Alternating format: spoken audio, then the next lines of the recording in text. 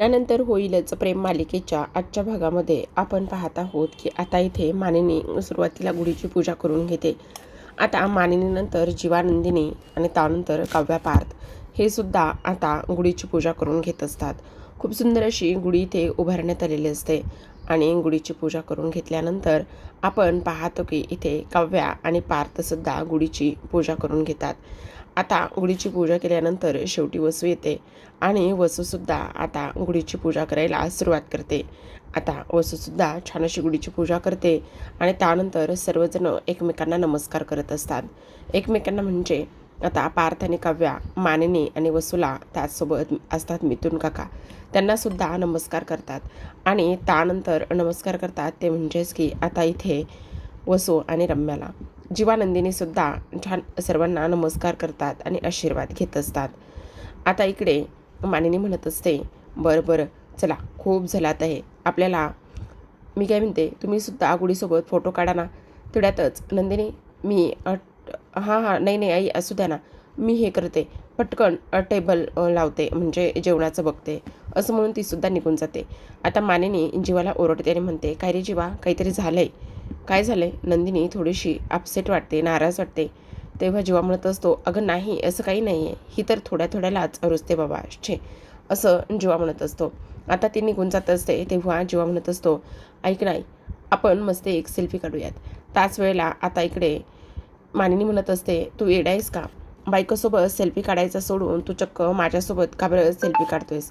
जा बायकोसोबत सेल्फी काढ, माझ्यासोबत सेल्फी काढायची काही गरज नाही, असं सुद्धा आता इकडे तो बोलत असतो.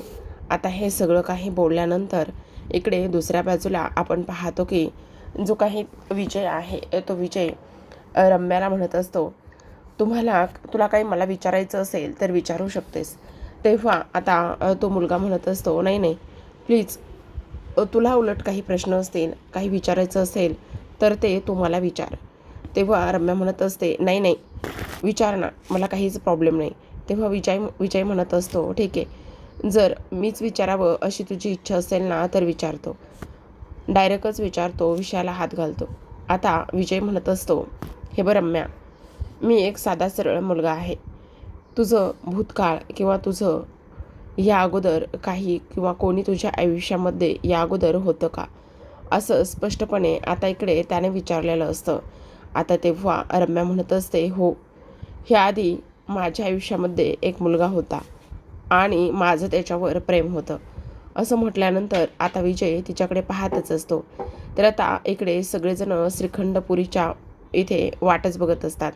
तेव्हा नंदिनी म्हणत असते, मी ना काव्याला मदत करते, काव्या एकटीच आहे, असं म्हटल्याबरोबर आपण पाहतो काव्या म्हणत असते, नाही नाही नाही नाही, त्याची काही गरज नाही आहे, मी सगळं काही केलेलं आहे. आता असं म्हटल्यानंतर इकडे जो काही मिथुन आहे तो म्हणत असतो, मी काय म्हणतो, अरे त्या दोघांचे फोटो पोस्टसुद्धा करून झालेले आहेत. आता तुम्हा दोघांचे फोटो इकडे काढायचे नाही आहेत का? चला ना काढा, मी तुमचे मस्त फोटो काढतो. तेव्हा जीवा म्हणत असतो, हो मिथुन काका, तू मस्त माझे फोटो काढ आणि मलासुद्धा पोस्ट करायचेच आहेत ना, असं इथे तो बोलतो. तेव्हा नंदिनी म्हणत असते, नाही नाही, छे, मला नाही अजिबात फोटो वगैरे काढायचे, प्लीज नको ना जीवा. अगं असं काय करतेस, काढू ना, थांब ना जरा, अगं आज पाडवा आहे, मलासुद्धा माझ्या अकाउंटवर का टाकायचं आहेत फोटो. तेव्हा नंदिनी म्हणते, नाही नाही, ते सोशल मीडिया आणि त्या सर्व गोष्टी मला अजिबात नाही आवडत, नको नको, मी अजिबात इकडे फोटो काढणारच नाही, असं ती म्हणते.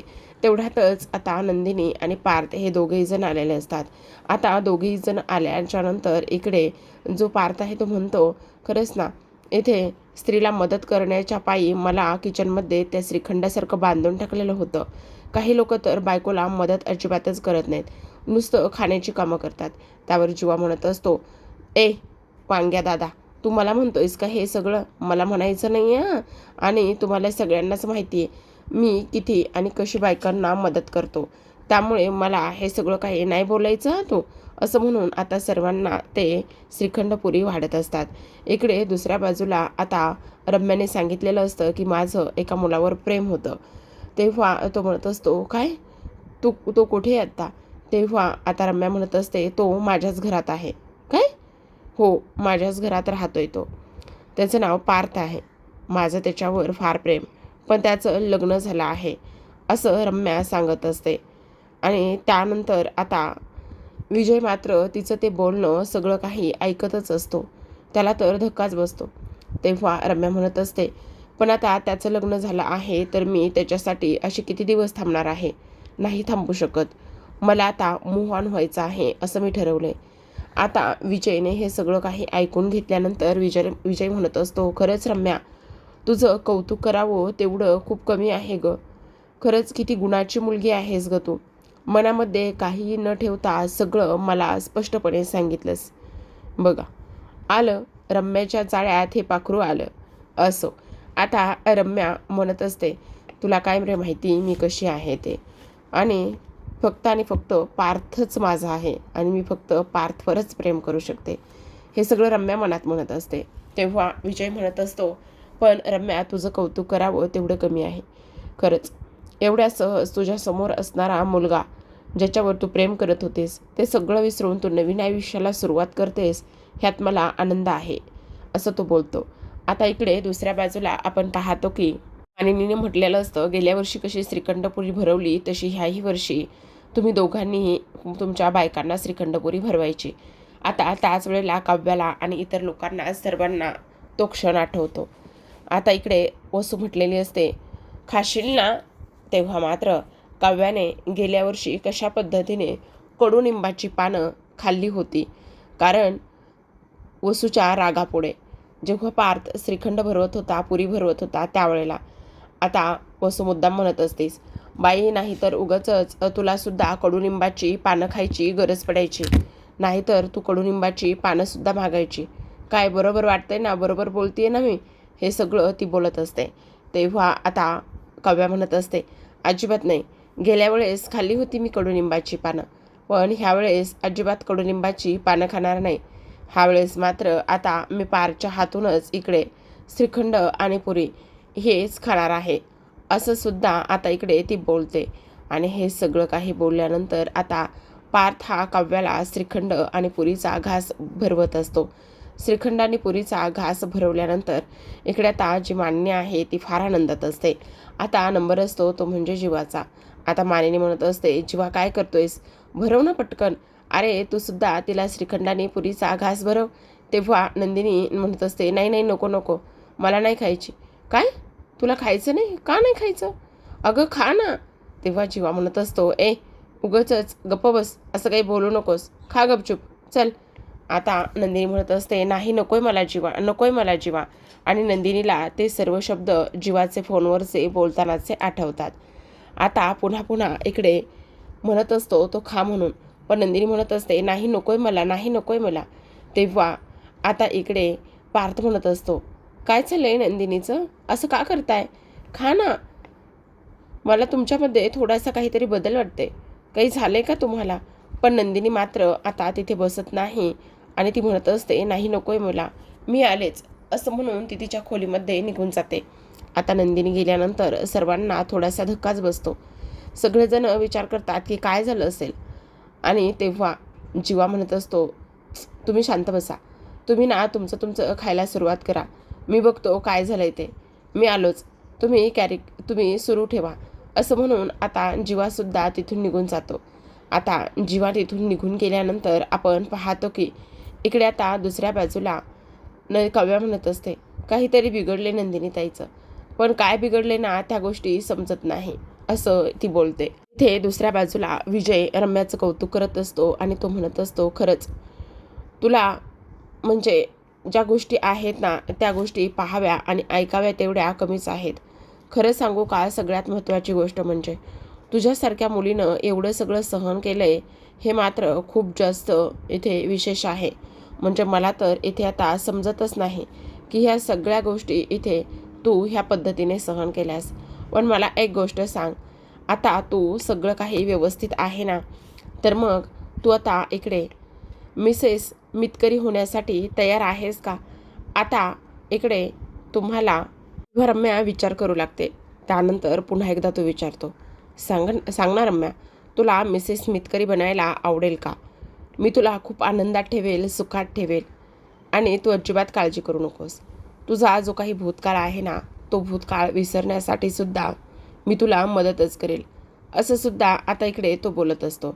आता तेवढ्यातच इथे त्याच्यासाठी सरबत आलेलं असतं, तर इकडे तिच्यासाठी तिने ऑर्डर केलेली सिनेमन कॉफी आलेली असते आणि ते दोघेही जण आता एन्जॉय करत असतात. काव्या पण त्याच्याकडे पाहते, तर विजयसुद्धा तिच्या होकाराची वाट बघत असतो. पण अजून तरी इकडे तिने त्याला कसलाही होकार दिलेला नसतो. आता फक्त आणि फक्त इकडे ती त्याच्याकडे पाहते, कारण तिच्या मनामध्ये खूप सारे विचार सुरू असतात. ती मनातच म्हणत असते, मी तर फक्त आणि फक्त इथे पार्थचीच आहे. पार्थशिवाय मी कोणाचाही विचार करणार नाही किंवा कोणाचाही इकडे नवरा म्हणून सुद्धा स्वीकार करणार नाही. हे फक्त नाटक आहे. शेवटी माझं प्यादं तयार झालं आहे. मला जे हवं होतं तेच इथे तयार होतं आहे, असं सुद्धा आता इथे ती बोलत असते.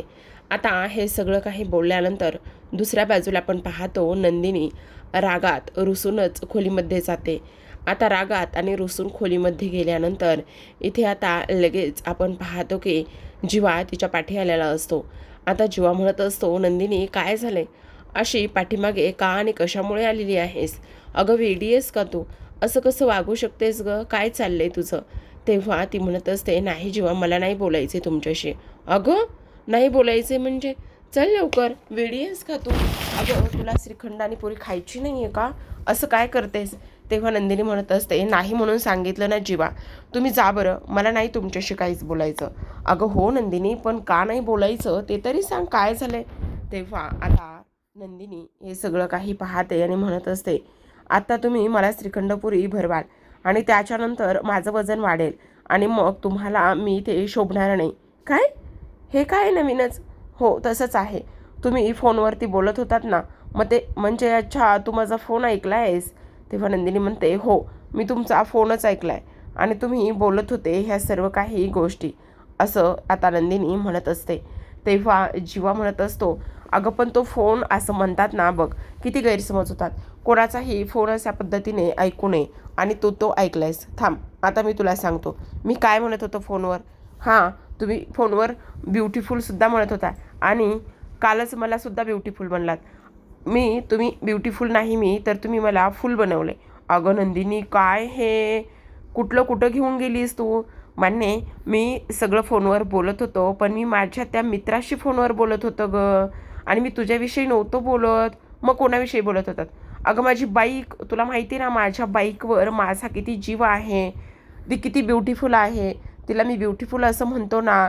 मग तेच, आणि तुला माहिती ना माझी बाईक किती जड आहे, किती वजन आहे तिचं, मला पेलवत नाही आहे गं, हेच बोलत होतो मी. आणि तू हेही ऐकलंस ना की पार्थदा किती नशीबवान आहे. पण तुला सांगू, पार्थदाने लग्ना अगोदरच एक सुंदर अशी नवीन बाईक घेतली, त्यामुळे मी त्या सर्व काही गोष्टी बोललोय. बापरे नंदिनी काय हे सगळं? तेव्हा नंदिनी म्हणत असते, म्हणजे तुम्ही हे सगळं माझ्याबद्दल नव्हतं बोलत? कसं बोलेल नंदिनी मी तुझ्याबद्दल हे सगळं? आणि तुला काय वाटतंय की मला तू आवडेनाशी होणार आहेस? अगं अशी कशी ग तू नंदिनी? अगं तूच माझी गुढी, तूच माझी लक्ष्मी, तूच माझं भरलं ताट, सगळं काही तूच आहेस. आता मला सांग, मला म्हणतेस भरल्या ताटावरून असं उठून का आलात? तू जर भरल्या ताटावरून उठून येतीस तर मग मला यावर नाही लागायचं तुला मनवायला. आणि जर मी भरल्या ताटावरून उठून आलो असतो तर तू सुद्धा मला मनवायला आलीच असतीस ना. मग हे सगळं काही होत असताना तू एवढ्या सगळ्या ह्या गोष्टीचा का बरं विचार करतेस नंदिनी?